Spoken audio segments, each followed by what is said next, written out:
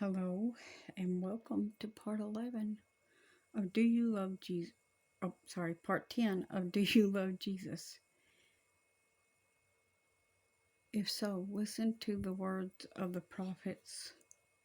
And in the first videos, if you haven't seen those, go back and watch. All you have to do is go into my profile. You do that by tapping my picture or my name and going into my profile and looking at my other videos. Scroll down, watch them in order. It'd be a lot better. You would understand this better. This is part 10, and I've got more footage for you. So, let's watch this. 107, 33, and 34. He turns rivers into a wilderness, Sorry about that. and the water springs into dry ground, a fruitful land into barrenness, for the wickedness of those who dwell in it. In the heart of Hungary's Great Plain region, fields of blackened sunflowers. Even drought-resistant crops are dying in the current extremely dry conditions. Shepherd Sandor Carman says he's never seen a drought this huge in his life. It's so hot, the soil is burning the sheep's hooves. He's worried he may not be able to feed his herd much longer. Sheep's hooves. Farmers who have hay in stock are not selling it because no one knows what next year will bring. I would say that's a pretty good heat wave, wouldn't you? Fervent heat, even. It's burning the sheep's hooves. Did you see how they were walking? Let's recap that for a second, shall we? Because I really want you to see that. Fields of blackened sunflowers. Even drought-resistant crops are dying in the current extremely dry conditions. Shepherd Sandor Carman says he's never seen a drought this huge in his life. It's so hot, the soil is burning the sheep's hooves. He's worried he may not be able to feed his herd much longer. Farmers who have hay in stock are not selling it because no one knows what next year will bring. According to the European Drought Observatory, a drought warning has been issued in nearly half of EU territory. 17% is in a state of alert, including most of Hungary. A lack of rainfall has caused river levels to drop, threatening water supplies. The amount of rainwater recorded in the first 7 months of this year was half the yearly average, making it the driest such period since 1901. On the surface, the boundless beauty of the Colorado River feels eternal, but just underneath, an increasingly urgent threat is rising faster than ever before. The Colorado River is about 20% smaller than it was just 20 years ago. That river supplies water to 7 states and 40 million people. Now, the system that sustains it is simply no longer robust enough to maintain that output. The river's 2 main reservoirs, Lake Powell and Lake Mead, are now nearly 3/4 empty and projected to continue dropping. Facing a Tier 2 shortage for the first time in history. 3/4 empty. That means only 1/4 of the water remains. I'm not that good with math, and I got that. That's like if you have 4 bottles of something and you take 3 bottles away, you only have 1 bottle left. I know that's not liquor. But anyways, we're not doing 99 bottles of beer on the wall. Just so you know, we're supposed to be sober-minded in these last days. But a lot of y'all want to overindulge on that passage that says, take a little wine for thy stomach's infirmity's sake. Do you know you can get non-alcoholic wine that will do the same thing? Yeah, that's the kind of wine it's referring to, not the kind that gets you drunk. But y'all would rather have that stuff that gets you drunk and try to pass it through the loophole. That ain't going to work when you stand before the judgment seat of Christ. That's right, when you stand before Jesus, He knows what you're capable of.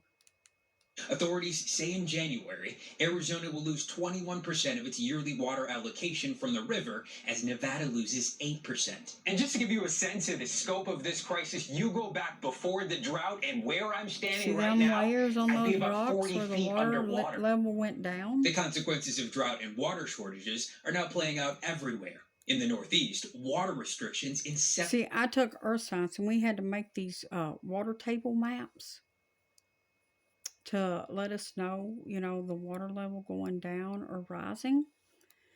And I hated doing that so bad. But see, I understand that when I see these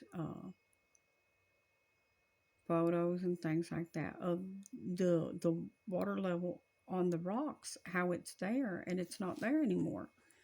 And boy, it's in excess. I won't lie about that.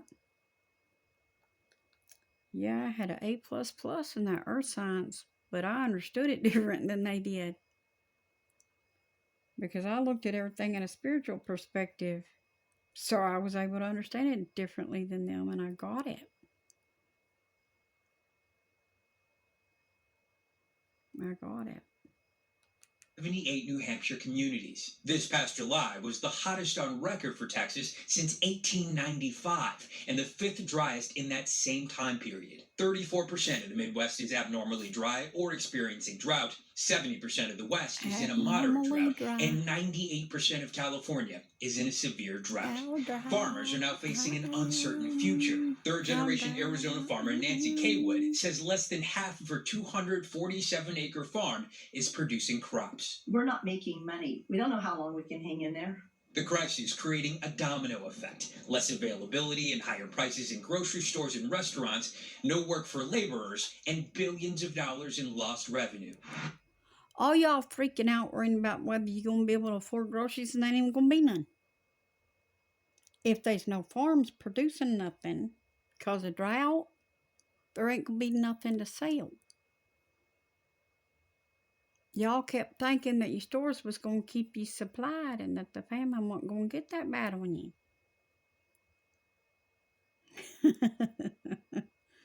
Oh, you should have trusted Jesus while you had a chance, shouldn't you? Yeah, you should have listened to him. Why? Because he said, if my people who are called by my name will humble themselves, that's what you didn't want to do, will seek my face, turn from their wicked ways. There's another thing you didn't want to do. I will hear from heaven and heal their lands. Now, I'm sorry, from where I sit, it doesn't look to me like he's healing any land. So clearly, his people are not repenting. Clearly. And that is those that are baptized in his name. And they're not turning from their wicked ways. Clearly. Now, here's another little tidbit prophecy I'm going to lay on you. Don't worry about this here so much now, because you're not going to have money for much longer anyway. They're going to downsize the job markets all over, and they're going to start cutting people's jobs left and right.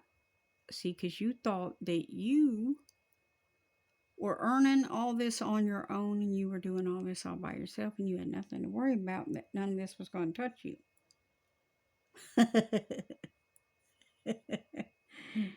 So the Lord's going to take them their cushy jobs away from you that you love so good and think that you can rely on, and that them jobs is not going to buy you everything.